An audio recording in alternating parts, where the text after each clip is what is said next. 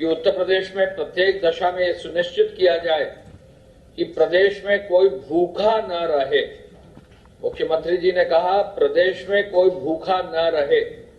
उन्होंने कहा और निर्देश दिया कि 30 जून तक सार्वजनिक वितरण प्रणाली का सार्वभौमिकरण यानी यूनिवर्सलाइजेशन ऑफ पीडीएस करते हुए यह सुनिश्चित किया जाए कि प्रत्येक जरूरतमंद को राशन अवश्य उपलब्ध हो। उन्होंने ये भी निर्देशित किया कि यदि किसी का कार्ड नहीं है तो उसकी भी व्यवस्था की जाए कि कैसे उसको राशन मिलेगा, और इस यूनिवर्सलाइजेशन ऑफ पीडीएस के लिए उन्होंने निर्देश भी दिया। मुझे आपको बताकर विशेष रूप से कहना है कि उत्तर प्रदेश सरकार की जो पीडीएस की योजना है उसके अंतर्गत पूरे प्रदेश में जो प्रथम चरण में कार्ड से वितरण हुआ है 3,23,87,640 राशन कार्ड से फेयर प्राइस शॉप्स के माध्यम से राशन की दुकानों से पूरे प्रदेश में वितरण हुआ है और लगभग 13 से 14 करोड़ यूनिट्स पर वितरण हुआ है। पूरे देश में सबसे बड़ा वितरण उत्तर प्रदेश में हुआ है और इसमें जो फूड ग्रेन का डिस्ट्रीब्यूशन हुआ है वो लगभग 7,45,618 मैट्रिक टन फूड ग्रेन का डिस्ट्रीब्यूशन हुआ है। इस डिस्ट्रीब्यूशन में से फ्री डिस्ट्रीब्यूशन फूड ग्रेन का 35% है, 35.5, और पेड डिस्ट्रीब्यूशन 64.5% है, यानी 1/3 के लगभग फ्री डिस्ट्रीब्यूशन हुआ है। ये प्रथम चरण का है। प्रथम चरण के बाद आप सबको मालूम है कि चावल का डिस्ट्रीब्यूशन शुरू किया गया है और इस पर भी एक रिकॉर्ड जो है फूड एंड सप्लाईज डिपार्टमेंट ने प्रधानमंत्री गरीब कल्याण अन्न योजना के अंतर्गत जो है अचीव किया है और इस रिकॉर्ड के अंतर्गत कुल मिलाकर लगभग 3,55,00,000 राशन कार्ड पर में से 1,78,00,000 राशन कार्ड पर डिस्ट्रीब्यूशन अब तक हो गया है, यानी 44.71% राशन कार्ड पर चावल का डिस्ट्रीब्यूशन हो गया है, जो 15 तारीख को ही शुरू हुआ है। यानी 15, 16 और आज 17 तारीख को 1:05 तक की जो सूचना हमें मिली है उसमें चावल का डिस्ट्रीब्यूशन 44.71% कार्ड पर हो गया है और उसी आधार पर जो चावल वितरित किया गया है वो 3,38,000 मैट्रिक टन चावल लगभग 2.5 दिन के वितरण में सुनिश्चित हुआ है। पूरे देश में जो है ये जो डिस्ट्रीब्यूशन हुआ है ये highest single day distribution India में कहीं भी किसी भी प्रदेश में है और यही कारण है कि माननीय मुख्यमंत्री जी ने कहा 1 कि हमारे प्रदेश में कोई भूखा न रहे, दूसरा कि हम यूनिवर्सलाइजेशन ऑफ पीडीएस का सुनिश्चित करें। तीसरा बिंदु उन्होंने आज समीक्षा की और कम्युनिटी किचन शेल्टर होम के संचालन के संदर्भ में उत्तम व्यवस्था करने का भी उन्होंने निर्देश दिया। उन्होंने ये कहा कि जहां भी कम्युनिटी किचन हो, शेल्टर होम हो, वहां भोजन की अच्छी व्यवस्था हो और वहां कहीं भी किसी भी तरह की कोई कमी न रहे और कोई भी किसी तरह की जो है क्वालिटी में भी कमी ना हो। इसको करने के लिए उन्होंने जो निर्देश दिए हैं उस क्रम में मैं बताना चाहूंगा कि आज जो हमें सूचना मिली है, कल जो वितरण हुआ है 12 लाख से अधिक 12 लाख से अधिक फूड पैकेट का वितरण हुआ है। कुल मिलाकर जो अभी हमको सूचना मिली है कि लगभग 12,05,397 फूड पैकेट कल बांटे गए हैं, जो 1359 धार्मिक संगठनों के किचन से और 704 जिला प्रशासन के किचन से हुआ है। यानी भोजन की जो कुक्ड फूड की व्यवस्था है वो भी पूरे देश में सबसे बड़ी व्यवस्था है। 12 लाख फूड पैकेट जो दिए जा रहे हैं और इसको निरंतर आगे भी चलाने का निर्देश माननीय मुख्यमंत्री जी द्वारा दिया गया है। संस्थागत क्वारंटीन के बाद होम क्वारंटीन पर जो लोग गए हैं उसकी भी समीक्षा आज माननीय मुख्यमंत्री जी ने की है। उन्होंने आज अस्पतालों में निर्देश दिया है और आज अभी इस समय उनकी सभी medical colleges, private medical colleges और जो सेंट्रल गवर्नमेंट के मेडिकल कॉलेजेस हैं उनके सभी प्रिंसिपल्स, डायरेक्टर्स और सीनियर डॉक्टर्स और माइक्रोबायोलॉजिस्ट के साथ अभी इस समय वीडियो कॉन्फ्रेंस से उनका जो है समीक्षा और कार्रवाई की जा रही। मुख्यमंत्री जी ने कहा है कि N95 मास्क, PPE के संक्रमण के लिए पर्याप्त मात्रा में सुरक्षा के इंस्ट्रूमेंट्स और सुरक्षा के जो भी इक्विपमेंट हैं जरूर दिए जाए। एक इनपुट कुछ जगहों पर अखबारों में दिया गया था, वो कुछ PPE किट्स के बारे में था जो प्रमुख सचिव चिकित्सा द्वारा बताया गया है। ये PPE के किट्स पहले आए थे। आज की तारीख में जो PPE किट्स क्रय किए जा रहे हैं वो लगभग 1,000 रुपए के हैं। ये बहुत पहले की सप्लाई 100 रुपए, 115 रुपए की थी। उन PPE किट्स के बारे में डॉक्टर्स का ये व्यू था कि इनको जो बहुत पहले जो खरीदे गए थे उनको आगे न यूज किया जाए, तो उस पर भी निर्णय आज हो गया है और उस पर भी गंभीरता से विचार करके आगे की कार्रवाई भी करने का निर्देश प्रमुख सचिव चिकित्सा और प्रमुख सचिव चिकित्सा शिक्षा को दे दिया गया है। माननीय मुख्यमंत्री जी द्वारा विभिन्न जनपदों के शिक्षण संस्थानों द्वारा जो छात्राएं अध्ययनरत हैं उनकी भी समीक्षा इस तरह से की कि इन छात्र छात्राओं के लिए ऑनलाइन जो कोर्सेज हैं उनको और मजबूती से रिव्यू किया जाए।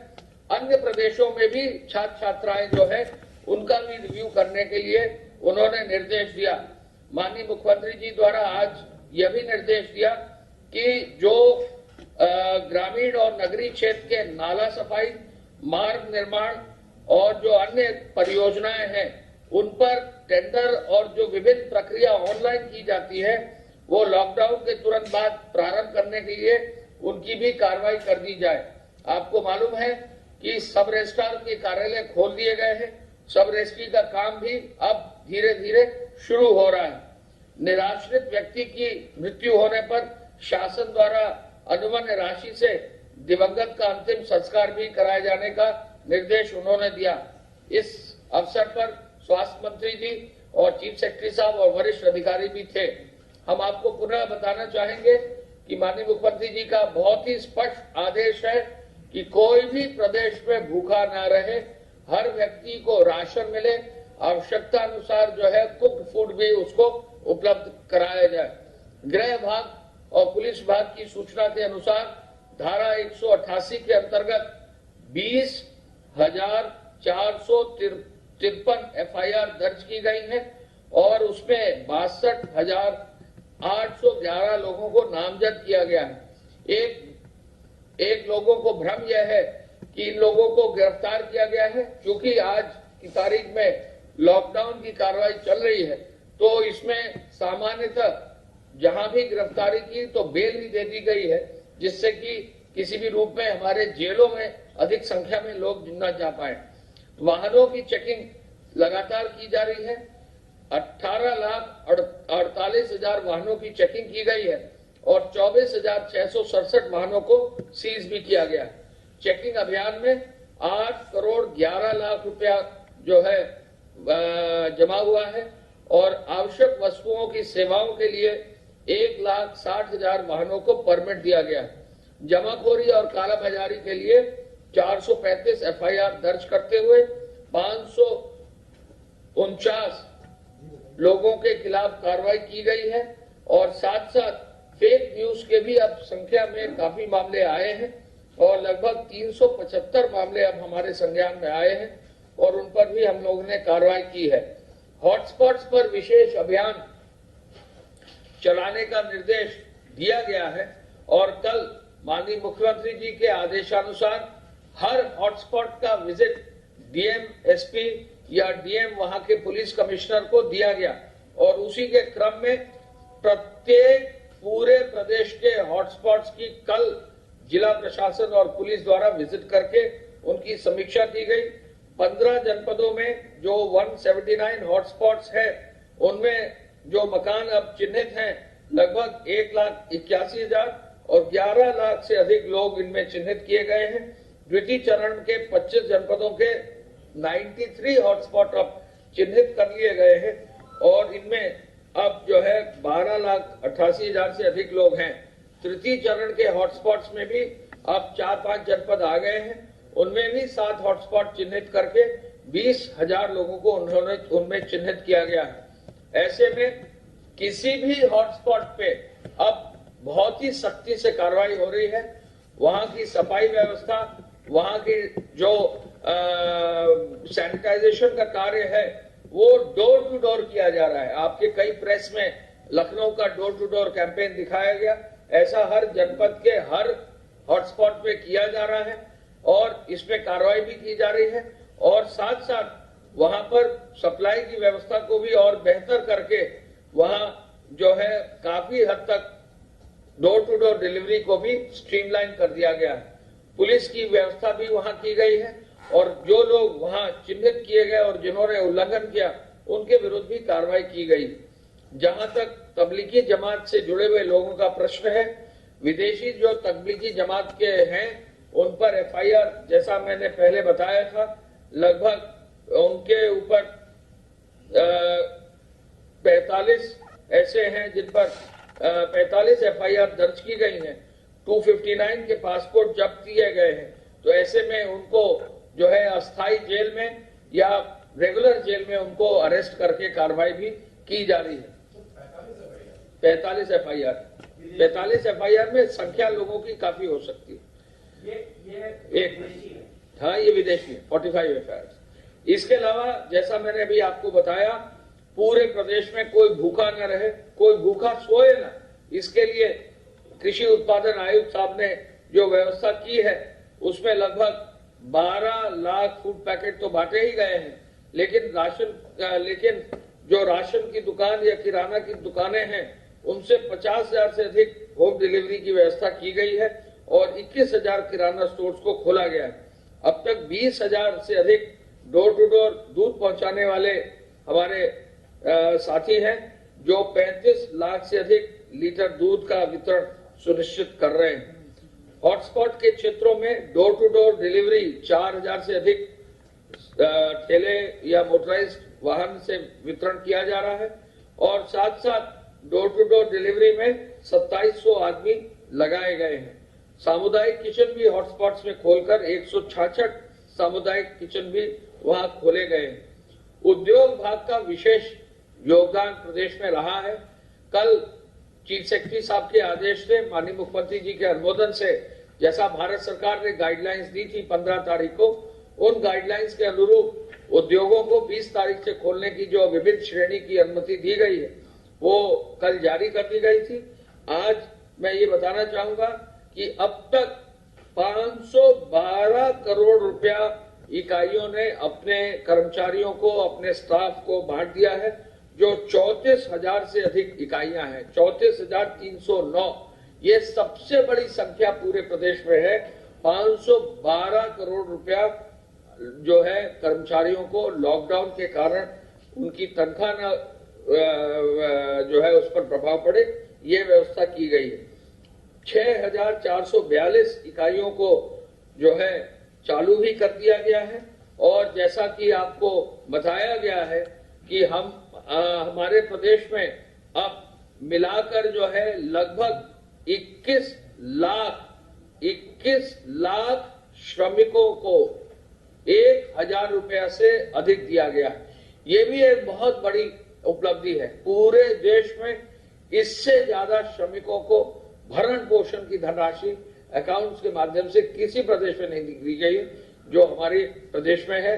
ये निर्माण कार्य के श्रमिक भी हो सकते हैं, नगरीय और ग्रामीण क्षेत्र के श्रमिक हो सकते हैं। कुल मिलाकर 21 लाख से अधिक श्रमिकों को 1,000 रुपए से ज्यादा दिया गया है और ये जो धनराशि है ये भी धनराशि लगभग 210 करोड़ रुपए से अधिक की है। राज्य स्तरीय जो हमारा कंट्रोल रूम है उस पर विशेष रूप से निगरानी करते हुए कार्रवाई की जा रही है। जो हमारे होम क्वारंटाइन में भेजे गए हैं जिले स्तर के क्वारंटाइन पे, उनको भी माननीय मुख्यमंत्री जी द्वारा जैसे बाढ़ पीड़ितों को एक पूरा जो है मटेरियल दिया जाता है, उसी तरह भोजन आदि, ड्राई राशन आदि की व्यवस्था करके हर व्यक्ति को जिले स्तर से घर जो है ड्राई राशन के साथ उनको घर भेजा गया है। मैं इस अवसर पर यह भी बताना चाहूंगा कि जो हमारे जेल से छूटने वाले कैदी हैं बेल और पैरोल में, कुल 13,484 ऐसे पैरोल पर छूटने वाले जेल के कैदी हमारे हैं पैरोल या बेल पर। और जो बच्चे हमारे जुवेनाइल होम से छोड़े जाने थे पेटी ऑफेंसेस के, अब तक 425 ऐसे बच्चे हैं जिनको पेटी ऑफेंसेस की वजह से अब उनको जो जुवेनाइल होम से उनसे छोड़ा गया है। हम ये जरूर बताना चाहेंगे कि हॉटस्पॉट्स के प्रति माननीय मुख्यमंत्री जी का व्यू बहुत क्लियर है कि जो भी अधिकारी हॉटस्पॉट्स में काम कर रहे हैं सख्ती से जो है हॉटस्पॉट्स के नियम और जो भारत सरकार के डिजास्टर के जो नियम है, एपिडेमिक्स एक्ट के जो हेल्थ विभाग की गाइडलाइंस है, उनका जरूर पालन करेंगे। साथ साथ उनका ये भी निर्देश है कि जहां भी प्रदेश में कहीं भी इक्का दुक्का भी लोग अगर कहीं छुपे हैं जिनका की मेडिकल परीक्षण कराना और क्वारंटीन कराना जरूरी है, वहां कार्रवाई करेंगे। कल ये आदेश दिए गए हैं कि जिस भी थानाध्यक्ष के क्षेत्र में ऐसे लोग अब आगे पाए जाएंगे तो उन पर भी कार्रवाई होगी और संबंधित जिले के जिलाधिकारी और पुलिस अधीक्षक से भी ये जवाब तलब किया जाएगा कि ऐसे लोगों को किन कारणों से पिछले 15-16 दिन से जो है चिन्हित नहीं किया गया है और उनको क्यों छोड़ दिया गया। प्रमुख सचिव चिकित्सा आए हैं, आप कृपया अपना विवरण इसी में देना। धन्यवाद। प्रदेश में अभी तक कोरोना वायरस से संक्रमित लोगों की संख्या 846 है, 846। ये संख्या 49 जिलों से 49 डिस्ट्रिक्ट से आई है। इनमें से अब तक 74 लोग पूरी तरह उपचारित होकर डिस्चार्ज किए जा चुके हैं, ये घर जा चुके हैं। 74 जी 49 डिस्ट्रिक्ट्स। इसमें 3 जनपद ऐसे हैं जहां की इस समय कोई एक्टिव केस नहीं रहा। जो भी केसेस आए थे उनका इलाज हो गया है। वो हैं पीलीभीत, हाथरस और महाराजगंज। हम इन जिलों को भी हम लोगों ने कहा है कि आप इस बात से कॉम्प्लेसेंट नहीं होंगे कि आपके यहाँ एक्टिव केस नहीं रहे। आपको लगातार सैंपल्स लेते रहने हैं और लगातार वॉच करते रहना है ताकि फिर से संक्रमण ना आए। कल 3200 के लगभग सैंपल्स विभिन्न लैबोरेटरीज में भेजे गए और 2962 टेस्ट कंडक्ट किए गए, जो कि एक बहुत बड़ी संख्या है। इतनी बड़ी संख्या धीरे धीरे आपने देखा है कि 150-200 से बढ़ते हुए हम 2962 पर आ गए। 2962 की टेस्टिंग कल हुई। 2962 इस समय आइसोलेशन वार्ड्स में 993 लोग आइसोलेशन वार्ड में रखे गए हैं और जो हमारी फैसिलिटी क्वारंटाइन है जिसमें हम पॉजिटिव के कॉन्टैक्ट्स को और जो सिम्टोमेटिक लोग होते हैं उनको हम रखते हैं, फिर वहां से उनकी हम सैंपलिंग करवा के जांच करवाते हैं, वो संख्या 10,714 है, 10714। कल भी जैसे आपको मैंने बताया था पूल टेस्टिंग के बारे में, कल भी पूल टेस्टिंग हुई और कल पहले परसों हम लोगों ने आपको बताया था कि केवल आगरा जनपद की पूल टेस्टिंग हुई थी। कल लखनऊ, गोंडा, बरेली, हरदोई, शाहजहांपुर और पीलीभीत और आगरा, इतने जिलों की फुल टेस्टिंग हुई। लखनऊ, गोंडा, बरेली, हरदोई, शाहजहांपुर, पीलीभीत, आगरा, तो कल 290 सैंपल्स को 58 पूल बना करके टेस्ट किया गया, जिसमें 55 पूल निगेटिव आए और 3 पूल पॉजिटिव आए थे। उनको अलग अलग करके जांच की गई और फिर जो केसेस हैं वो डिस्ट्रिक्ट में ऐड किए गए।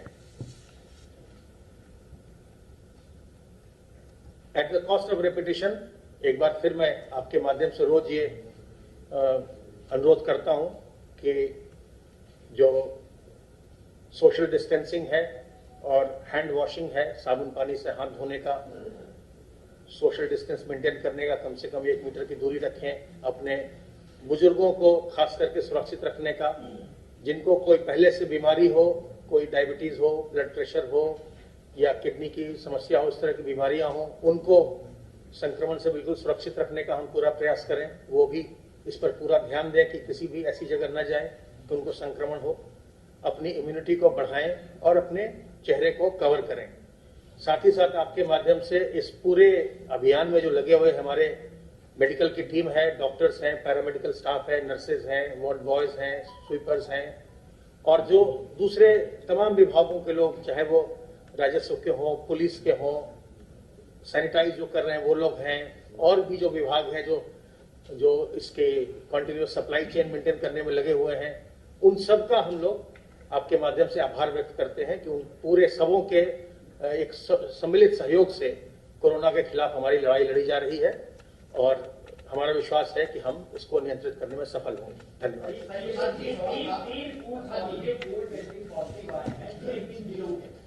ये लखनऊ, गोंडा और आगरा, इनमें पूल पॉजिटिव आए थे।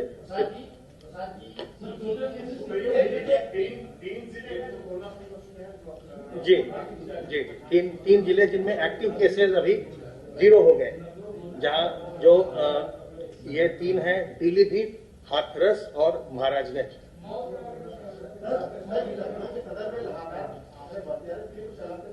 नहीं, जो कंटेनमेंट जोन, जो वही कार्रवाई है जो आप जानते हैं कि कंटेनमेंट की कार्रवाई होगी 3 किलोमीटर के रेडियस में, आगे 2 किलोमीटर बफर जोन होगा।